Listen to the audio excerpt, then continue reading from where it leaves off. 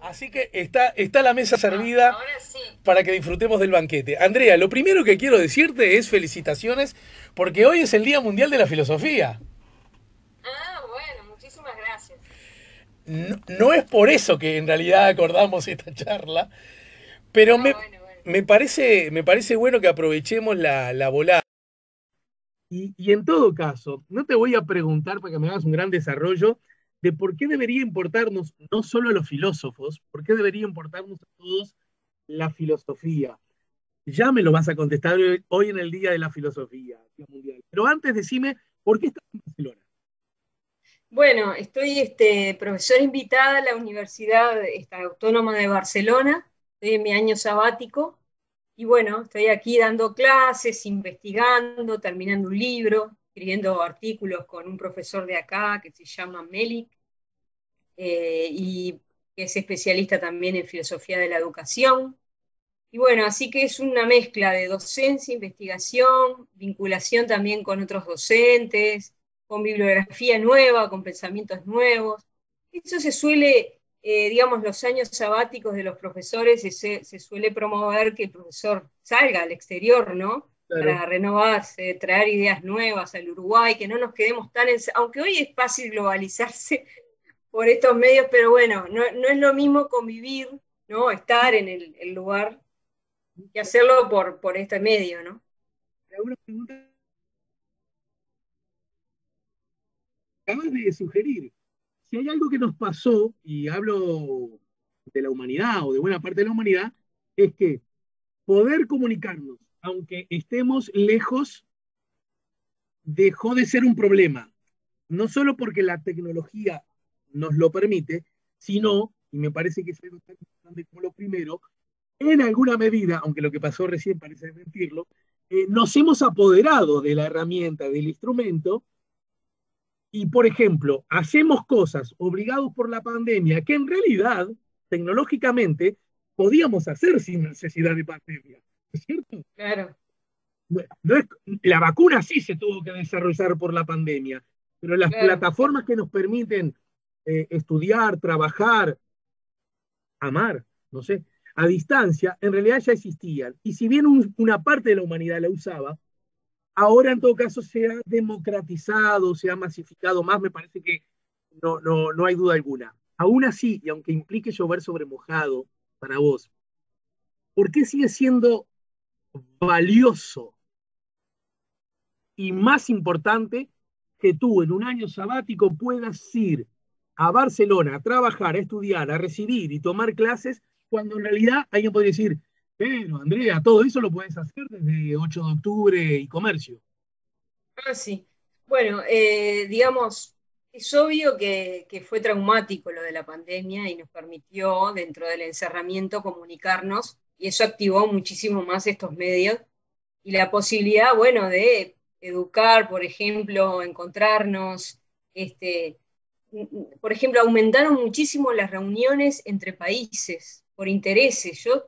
Es impresionante todos los grupos en los que estoy, que leemos cosas, que con Argentina, con Brasil, con Chile. Es demasiado, ¿no? O sea, uno queda así.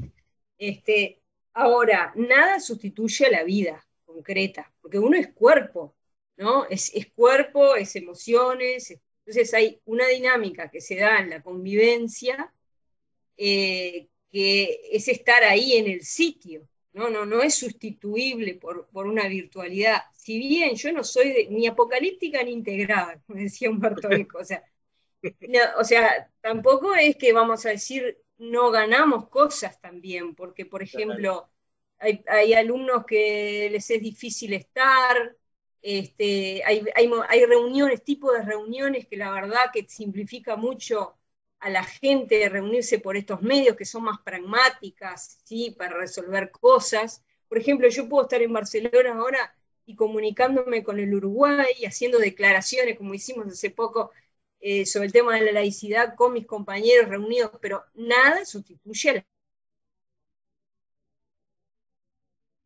la convivencia con el otro, el mirar, yo qué sé, cómo vi, por ejemplo, ahora estamos en un movimiento acá en Barcelona que se llama el Barcelona Pensa.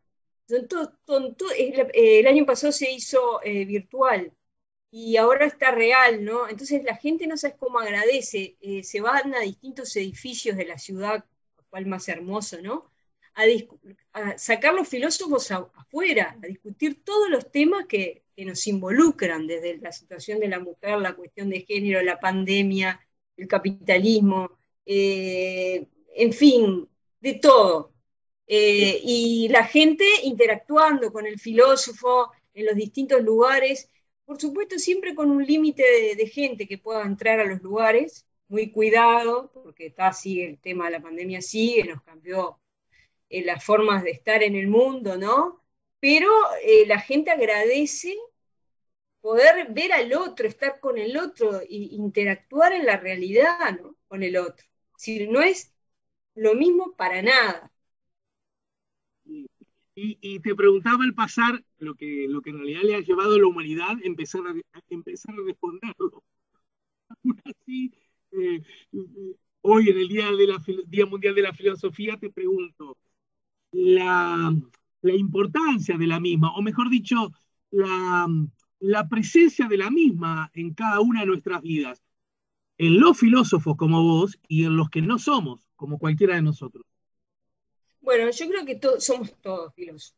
Es decir, Bien. cuando empezás vamos a empezar por ahí. Yo lo que soy es estudiosa de la historia de la filosofía y pretendo, un aprendiz de pensadora, también pretendo aportar cosas, este, por supuesto, y desde mi conocimiento de la tradición filosófica, interactuar con otras disciplinas, que en mi caso es también no solo hacer filosofía de los filósofos, sino interactuar con problemas sociales y en este caso con la educación, que es Uh -huh, lo que más me enfocaba. uh -huh.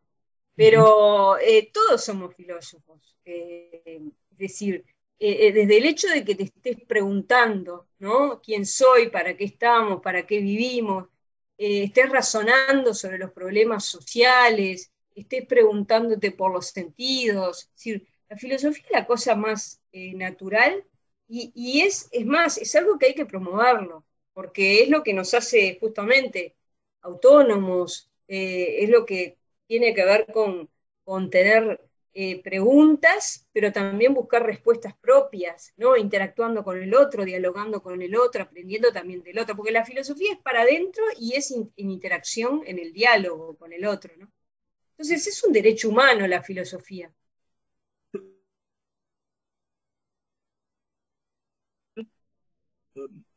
Conversa con otro personaje que le dice que hay dos tipos de lengua, dos tipos de habla, el habla en prosa y el habla lírica, el habla poética. Y él dice, ¿y cuál es el habla en prosa? Y bueno, el que hace usted, el que hago yo, el que estamos haciendo ahora. Y entonces el personaje dice, ah, pero ¿cómo? ¿Yo hablo prosa y no lo sabía? Exacto. Usted habla prosa y no lo sabía. La pregunta es, ¿hacemos filosofía y no lo sabíamos? Y en todo caso, ¿cuándo nos creímos que la filosofía era de unos pocos eruditos? ¿Cuándo empezamos a creer eso? Y bueno, digamos, yo me preguntaría quién fue el primero, bueno, digamos, la filosofía siempre fue una cuestión de élite, ¿no? Porque la educación fue una cuestión de élite. Entonces, incluso cuando los filósofos hablaban de pueblo, hablaban de su pueblo, hablaban de la aristocracia o de la burguesía, y así fue, ¿no? Del mismo Entonces, modo que en Atenas, cuando se hablaba de ciudadanos, hablábamos de un pequeño grupo, ¿no? claro, claro. O sea, esa idea de que la filosofía es algo complicado y que acceden unos pocos y que, bueno, esa es una idea elitista de la filosofía, ¿no? Pero, por ejemplo, yo soy una estudiosa de Montaigne en el siglo XVI. Yo creo que él fue el primero que dijo que los niños tienen que filosofar. Porque los niños filosofan naturalmente. Se preguntan por qué. Si vos le decís, ¿quién hizo el mundo? Y vos le decís Dios. ¿Y a Dios quién lo creó? Te dicen, ¿no? Jasper decía, bueno, los filósofos, los grandes filósofos son los niños y los locos, ¿no? Porque de alguna manera, los locos porque no están dentro de lo que se considera normal, y los niños porque están aprendiendo y todo es nuevo. Entonces tienen ese espíritu de preguntas, ¿no? Me acuerdo que una vez, cuando era docente de secundaria, yo pregunté cuáles son las fuentes de la filosofía según Jasper. Entonces alguien me dijo, bueno, por ejemplo, dice los problemas acuciantes, ¿no? El sufrimiento. Por ejemplo, una persona, dice, se sube al alto de un edificio, dice, se tira y comienza a filosofar. A mí me dio una gracia eso, porque dije, no, no vamos a conocer tan ilustres pensamientos, lamentablemente. Pero bueno, esa creatividad, ¿no? De que en realidad cuando desnaturalizamos las cosas, cuando comenzamos o queremos preguntarnos por lo que no entendemos, o nos cuestionamos, o paramos un poco el traqueteo, ¿no? Y decimos, pero esto empezamos a preguntar, estamos filosofando. Entonces, la verdad que es, sí. Me quiero detener en eso que dijiste, ¿no? Que es tan básico, pero tan básico de los seres humanos. Esta pregunta justamente, che, ¿esto que está pasando no podría ser de otra manera? Esa posibilidad la tiene solo el ser humano, ¿verdad? Sí, eso es cierto. Digamos, Este, sí, siempre pongo el mismo ejemplo, y perdón por aburrir, pero el- el- la abeja obrera no se enoja ni se indigna con los zánganos que no hacen nada.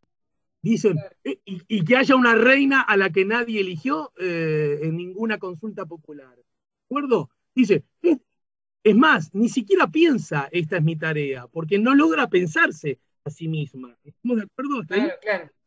Sí, de cualquier manera, la filosofía que sigue avanzando se está cuestionando esto del especismo, de que el hombre es la especie superior, ¿no? Y que los otros animales, primero que somos animales, y segundo que los otros animales no, no tengan emociones, no tengan personalidad, no tengan lenguaje. Igual no fue lo que acabo de decir, ¿no? No, no, Entiendo no, no. perfectamente lo que dices. Te lo agrego Bien, porque me interesa, digamos, resaltar este aspecto, porque hoy en día es una cosa, por ejemplo, acá está mucho ese tema de la interconexión entre los animales, ¿no? Entonces, y un ataque al antropocentrismo, ¿no? O sea bien, que perfecto. ¿No? Y además, obvio que uno imagina que los animales no tienen la posibilidad de filosofar, ¿no? Y que siguen su instinto. Pero lo que pueden los animales, eso está siendo muy, muy cuestionado porque ha sido mirado, por eso simplemente es un matiz que te digo, que está siendo perfecto, muy perfecto. cuestionado. Me parece bien. Y yo igual quería hacer hincapié, no tanto en lo que los animales de pronto, Los otros animales. lo- si los otros animales pueden llegar o no a hacer, sino que estos animales, los que somos nosotros, sí tenemos esa, no sé ni cómo adjetivarla, fortaleza o debilidad. A mí me gusta más creer que es una fortaleza, pero hay otros que piensan que es una debilidad. Esto de poder mirarnos a nosotros mismos y ser cuestionadores acerca de lo que nos ocurre y preguntarnos, che, esto que siempre me ocurre, ¿no podría ocurrir de otra manera? Esa es una posibilidad que tenemos en el marco justamente del ejercicio de la filosofía de la que hablaba vos recién. Exactamente, ser más lúcidos, ¿no? Ser Bien. lúcidos. En ese contexto, justamente, en ese contexto, y reivindicando yo también, no puedo negarlo, la emoción y la ventana de oportunidad que esto implica, de que cada uno tengamos la posibilidad, cada uno y cada una tengamos la posibilidad de reflexionar sobre las cosas que nos rodean. En ese contexto, la educación, te lo pregunto a vos, justamente experta en la materia, cobra una dimensión fascinante, maravillosa. Y dentro de la educación, la permanente discusión acerca de los alcances de la laicidad, me parece que es una cosa a la que todos nos debemos obligar y a las que todos estamos obligados, mucho más en el concepto yo recién citaba, mientras tratábamos de encontrar la conexión contigo, justamente el artículo 2 de la Ley Orgánica de la Universidad, que entre otras cosas, ustedes lo citan en la comunicación de días atrás, Tiene como objetivo defender los valores morales y los principios de justicia, libertad, bienestar social, los derechos de la persona humana y la forma democrático-republicana de gobierno. Estos mandatos, estos acontecimientos, ¿cómo dialogan con los hechos ocurridos en el Liceo número 1 de San José y la sugerencia de quienes están investigando, de la autoridad que investiga estos hechos, de la destitución? Que hay que decirlo, no es una decisión vinculante, sino que oficia como sugerencia. En fin, ¿cómo dialogan desde la vereda de la defensa ultranza de la laicidad, querida? Sí, bueno, es mucho lo que... Bueno, vamos a empezar.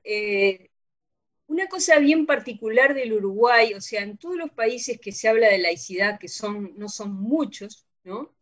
México, Canadá, Estados Unidos, Francia, eh, España también un poco, no mucho, Brasil, eh, Argentina tampoco tanto, en fin, Turquía, no sé si me estoy olvidando de alguno, pero la laicidad en general se reconoce como una cuestión que tiene que ver con la separación del Estado de las religiones, ¿sí? No de la política.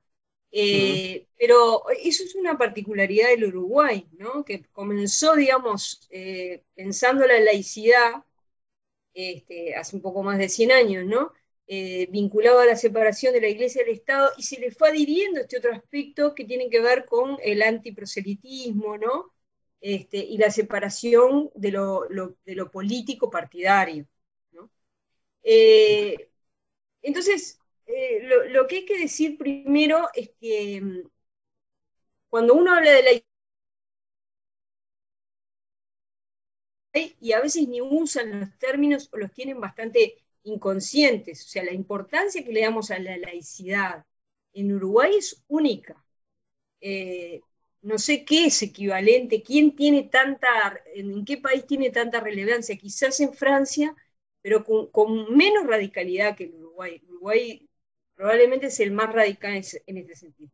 Ahora, esta cuestión de la separación de la educación de la política sí es un tema que está universal. O sea, el ataque o la supuesta sospecha del profesor como adoctrinador, si bien no está vinculado a la laicidad en los otros países, sí es un tema que se ha discutido y mucho y que está allí presente, ¿no? Hay un ataque a la figura del docente, como si fuera el responsable o el culpable de los problemas de la educación, de los grandes problemas de la educación. Entonces, en este sentido, la laicidad es una palabra, ¿no? Es un concepto, pero los conceptos no son verdades en sí y que no estén separadas de su historicidad. Es decir, están relacionados con procesos históricos en que van teniendo y van evolucionando, van cambiando su sentido. Entonces, hoy la laicidad, a partir de la ley, ¿no? La Ley General de Educación, 18.477, en su artículo 17, menciona que la laicidad es el debate razonado, integral, de las distintas posturas. O sea, se asocia la laicidad justamente a algo posibilitante, algo que se puede hablar, se puede discutir, siempre y cuando se presenten las distintas posiciones. Después aparece el tema del proselitismo, ¿no? Creo que es el artículo 58, que se habla, y también digamos, las leyes que están involucrados al tema docente, se habla de la prohibición del proselitismo. Bueno, ¿qué es proselitismo también? ¿Cómo se entiende? Si uno va a la el diccionario de la Real Academia Española, dice el celo de procurar prosélitos, ¿no? Entonces, ahí entra el tema, digamos, el meollo de la cuestión, ¿a qué referimos con proselitismo? ¿No? ¿Qué es política y qué es político partidario? Y las diferentes ideas de laicidad. Entonces yo te voy a tratar de resumir un poco la cuestión. Es decir, Bien. hay dos conceptos que están en disputa hoy día en el Uruguay sobre laicidad. Digamos, una laicidad más flexible que dice, no, laicidad, hoy en día la gente llega a ideas de mundo por su libertad de conciencia, digamos, y no tiene que esconderla en el cuartito secreto, puede expresarse. Si tanto política, puede decir que soy católica, queriendo influir o que estoy buscando personas prosélitos, ¿no? Simplemente estoy tomando una posición frente al mundo como persona filosofante, como ciudadano, como... Y eso, lo malo sería que, digamos, no se pudiera hacer, o sea, que estamos en sociedades plurales, donde hay distintas formas de ver el mundo, el Estado no opta por alguna de ellas, digamos, en un sentido de máximos, ¿no? De ideas de felicidad, como visiones, religiosidad, etc. Por supuesto que tenemos unos mínimos que sí partimos, ¿no? Que somos neutros, ¿no? Somos democráticos, republicanos, con una idea de la justicia, de la solidaridad, de los derechos humanos, que es un conjunto de valores que tampoco tienen pretensión de universalidad, pero bueno, son históricos, también construidos históricamente, pero son acuerdos de valor, ¿no? Entonces, en esos otros aspectos en que diferimos, la gente puede hablar, ¿no? Y eso no significa buscar prosélitos, porque después yo voy a hablar del proselitismo, ¿no? Ahora, hay otra idea que se le opone de laicidad, que se asocia a la laicidad y la neutralidad. Entonces el profesor representa al Estado y entonces calla frente a los temas conflictivos, sobre todo es lo político, político partidario, diría yo, religión, no sé, fútbol, todos los temas que sean sexualidad, ¿no? Estas son las ideas más conservadoras de laicidad, ¿no? O de la vinculación de la educación con lo político. Por ejemplo, para decirte, su extremo es la escuela sin partido de Bolsonaro. Dice, los profesores tienen que dar su materia, los paradigmas, digamos, vigentes que se han escogido acerca de lo que es relevante en su campo de estudio, y no decir absolutamente nada más, ¿no? Y los alumnos, estimula a los alumnos que denuncian a los profesores y habla de temas de la sociedad. Esa es una visión. Entonces, para resumir, una laicidad flexible que dice, no, bueno, hablemos, discutamos, porque el desarrollo de la autonomía tiene que ver con la expresión de la libertad de conciencia, y el otro que dice, no, el profesor, neutralidad. Estas dos posiciones están en conflicto en Uruguay, y yo diría que el lado de la laicidad como neutralidad ni siquiera respeta la idea que está en la ley, perdón, general de educación hoy día, pero sin embargo se sigue hablando de esa supuesta neutralidad que muchas veces se entiende, para no simplificar, sino callar, para que el alumno adopte su propia posición sin influencia. Ahora, ese sí. último escalón, Andrea, tú decís que es un escalón en el que estamos, estamos empezando a acostumbrarnos a quedar en esta última mirada. Es una mirada que últimamente ha adquirido cierta importancia subrayada. ¿Sabés que se está como cortando un poco si nos estamos empezando a quedar con esta posición, decir, Sí, si se está volviendo la más aceptada. No, yo creo que no, pero la verdad que yo creo que está en conflicto, y es un conflicto, digamos, que nos excede a los ciudadanos, me parece. Es un conflicto entre partidos políticos, ¿sí? Derecha, izquierda, conservador, progresista, como se quiere llamar. Entonces, ocurren cosas como tan trágicas, que hay una cosa que voy a decir. En el caso de los profesores de San José, los profesores fuera de turno, ¿no? Los hechos son esos, ponen un cartel posicionándose frente al plebiscito sobre la reforma de la seguridad, ¿no? Sí. Desde un punto de vista de un lado, digamos, incluso en el codicen anterior, dice, hacen un pronunciamiento, ¿no? Porque esto fue en el gobierno anterior, y dice, no, están ejerciendo la ciudadanía, están tomando posición, Mientras que eso sea plural, eso alimenta la democracia, etc. Y ese mismo acto, visto desde las autoridades actuales, o sea, uno los absuelve y hasta dice que bueno, o sea, y otro los condena. Entonces estos profesores son rehenes de eso, de una discusión que los supera y que dos veces, por eso esto de nos bis idem, no dos veces por lo mismo, ¿no? Se les juzga dos veces por lo mismo de formas contradictorias. Eso es quitarle garantías a una persona, porque una persona no puede ser juzgada por lo mismo dos veces, ¿no? Porque ¿qué garantías hay? Pero además hay otro tema en conflicto, que ¿qué es proselitismo? Porque el celo de conseguir prosélitos, en este caso no hay prosélitos, porque los profesores cuando se sacan esa foto en el liceo y fuera del liceo, no hay alumnos. Entonces, están tomando posición, promovidos por un gremio que les dice, bueno, está bueno tomar posición ciudadana. Entonces, acá hay una diferencia, una cosa es política y otra es político partidario. No siempre las posiciones distinguen estas dos cosas. Sí, claro. Una posición más progresista, se puede decir, distingue que no hay educación sin política. Y no es bueno eso, porque la formación ciudadana tiene que ver con tomar posición. Y además hay derechos humanos que tienen que ver con la posibilidad de expresar el pensamiento. Que no quiere decir que yo, porque exprese un pensamiento, esté buscando prosélitos. Ahora, ¿qué pasa cuando expresan en un liceo vacío, ¿no? Sin prosélitos, pero eso se sube a una red y la red es pública? Ahí entra otra complejidad, porque hoy en día nada puede ser privado. Y las leyes esas están pensadas antes de los fenómenos contemporáneos, que son los de la virtualidad.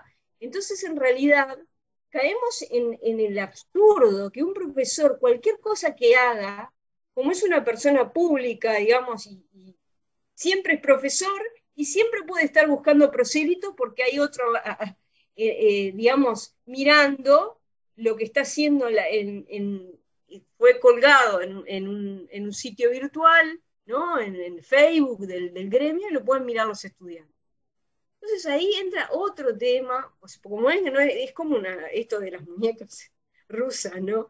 No salimos de una en otra, que en realidad educar siempre es influir, ¿tá? O sea, un profesor expresa una posición, se le ve en los gestos, y lo más honesto es que la exprese y diga, es mía, hay otras.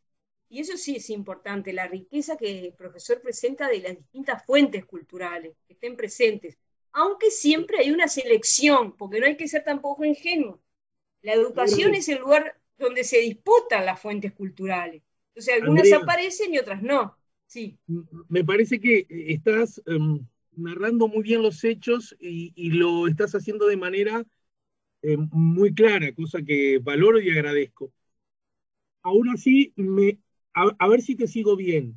Supongamos, estamos jugando, que si esa fotografía tomada por estos profesores en el marco de una consulta a la ciudadanía, que si bien puede tener más o menos afinidad con determinadas posiciones político-partidarias, también está muy claro que era una consulta más allá de la relación estrictamente de partidos políticos en el marco de la elección al Parlamento y a la presidencia de la República. Hasta ahí vamos bien, ¿verdad? Sí, sí, sí, perfecto. Bien.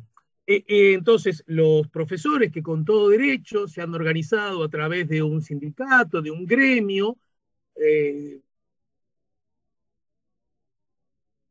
este contexto, en su lugar de trabajo, en el vacío, se toman una fotografía. Una primera pregunta, porque es uno de los cuestionamientos.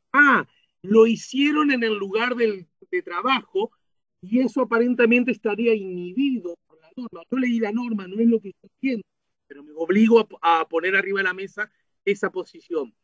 Pero además agrego otra cosa, ¿qué hubiese pasado si esos profesores no hubiesen subido esas fotografías a redes públicas tan habituales hoy día? Diría, tan insustituibles hoy día. de pronto estaba más claro que no habían violado ninguna norma a propósito de la laicidad?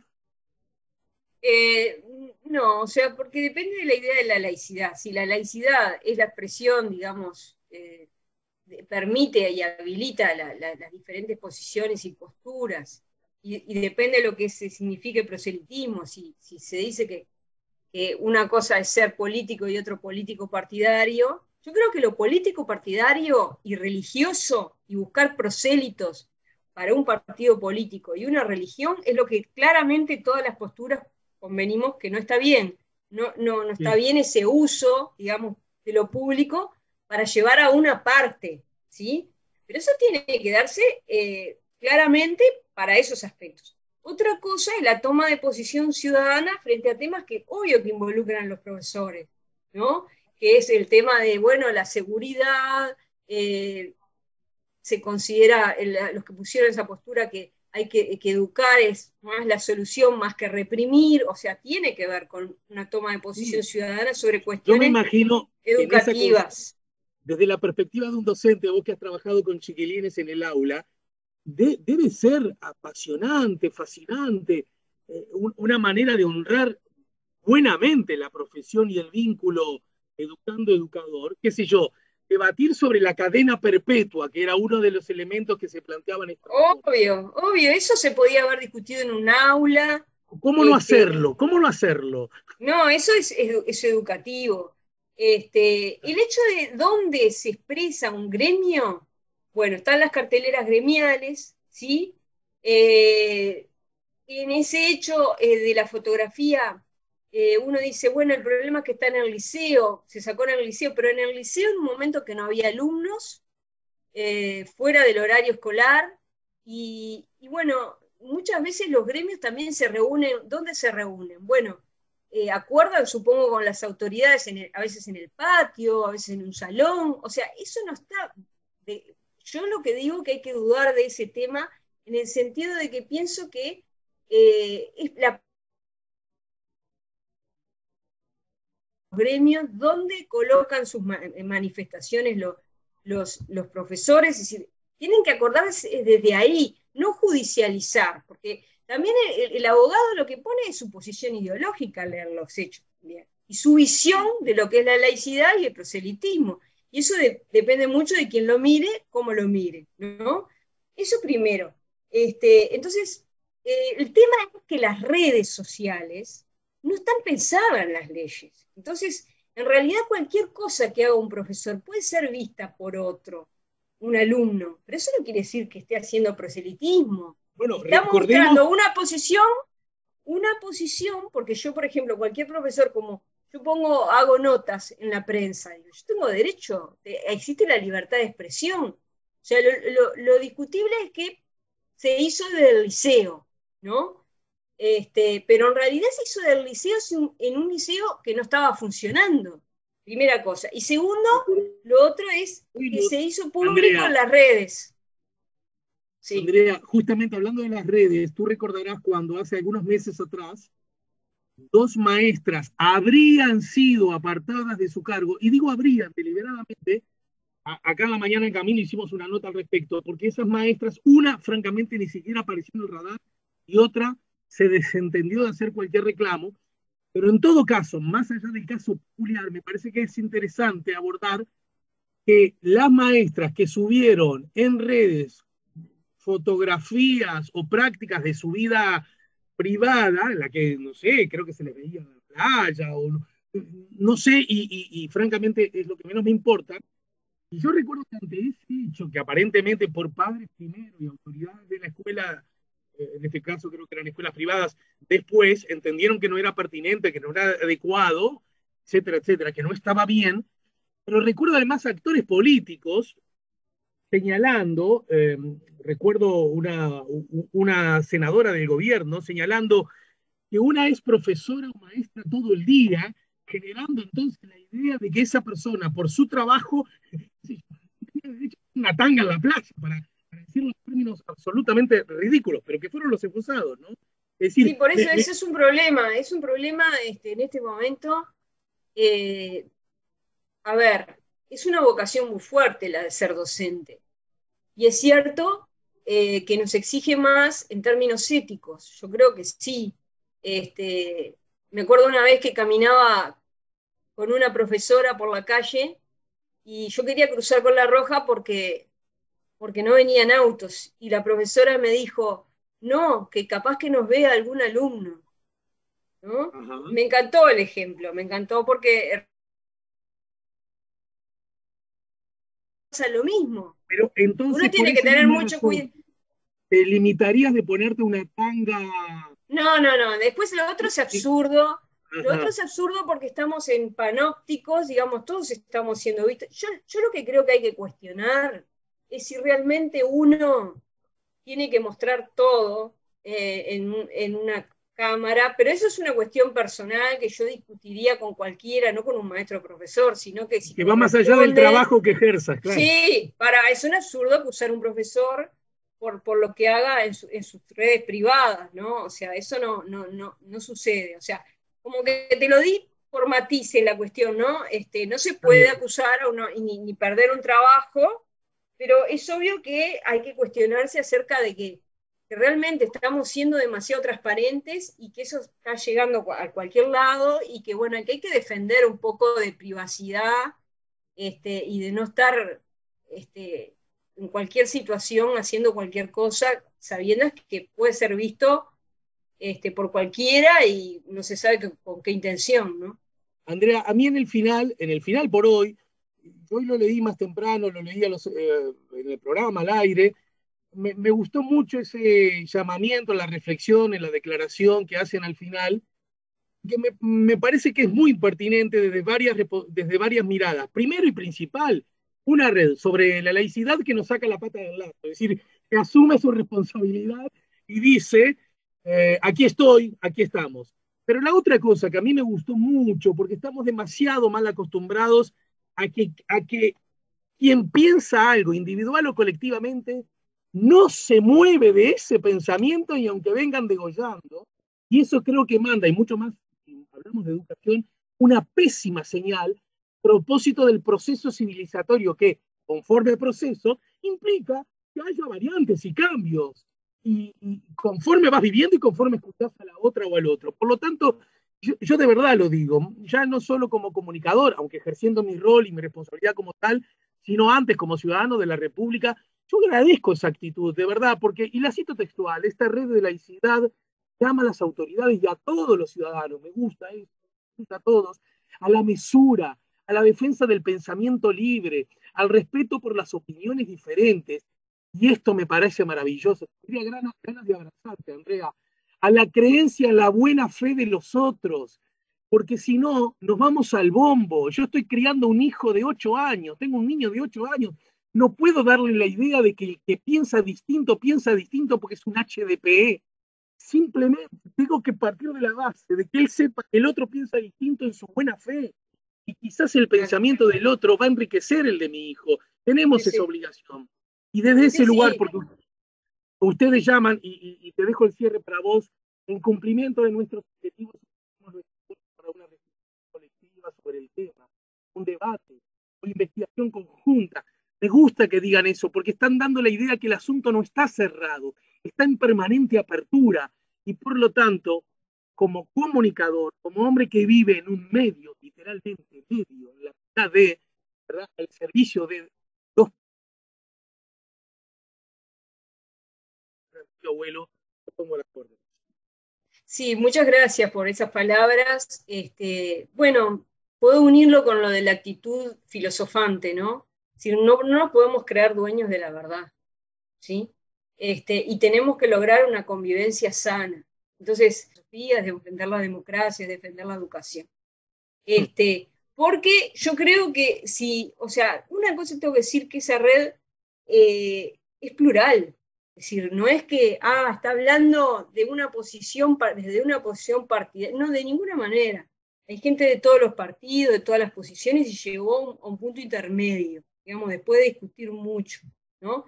Entonces, con mucho respeto se manifiesta la necesidad de no judicializar el tema, porque la judicialización lleva justamente a una radicalización del punto de vista de algo que no está dirimido, de algo que está en polémica, que es cuestionable. No hay una verdad absoluta ahí. Hay un conflicto de interpretaciones que tienen distintas formas de valorar y de ver lo político, partidario, la educación, cómo se concibe la educación. Entonces, llevémonos a ese plano de la reflexión y de la mesura, porque si vamos por ese camino, vamos a llevar a un lugar, a un punto muerto donde se va a llevar al conflicto. El conflicto absoluto, porque en realidad, fíjate que estos profesores, 14 profesores, no creo que tuvieran ninguna intención de hacer proselitismo, porque lo hacen justamente, ¿no?, sin prosélitos, en un lugar, ya dijimos, ¿no? Argumentamos, son profesores que hicieron una carrera. Es proporcional el poner un cartel que en realidad depende de las posiciones, pero simplemente una manifestación pública de una posición, llevarlos a la destitución, o sea, al extremo de echarlo. Mirá que nosotros la red en general lo que hacía hasta ahora era estudios de caso, reflexión, pero cuando llegamos a este punto de pensar que 14 profesores por hacer eso pueden ser expulsados de su carrera, perder el trabajo, que además tienen buenos antecedentes académicos, nos parece un extremo que va a llevar a un conflicto irresoluble entre las partes, entre la educación pública, digamos, y las autoridades, que no nos conviene a nadie, no le conviene al país.